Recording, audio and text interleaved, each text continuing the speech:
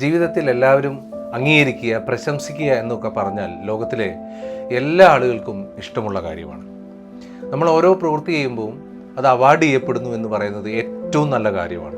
പക്ഷേ റിവേഴ്സ് ഓർഡറിൽ നമ്മൾ ചിന്തിച്ചാൽ ലോകത്തിലെ ഏറ്റവും വലിയ തോൽവിയായിട്ട് നമ്മൾ മാറാനുള്ള സാധ്യതയുണ്ട്.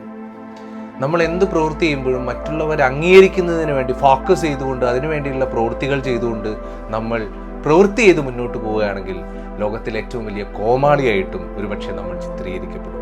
അപ്പോൾ പ്രശംസ ഏറ്റവും നല്ലതാണ്. പക്ഷേ പ്രശംസയ്ക്ക് വേണ്ടി നമ്മളെ പ്രവൃത്തികളെ മാറ്റാതിരിക്കുക.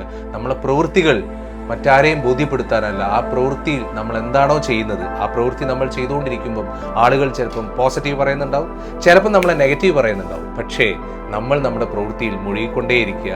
കൃത്യമായിട്ട് അതിൻ്റെ അങ്ങേയറ്റത്ത് നമ്മൾ എത്തിയിരിക്കുമെന്ന വാശിയോടുകൂടി നമ്മളെ മേഖലയിൽ നമ്മൾ കൃത്യമായിട്ട് പ്രവർത്തിക്കുക. Stay positive always.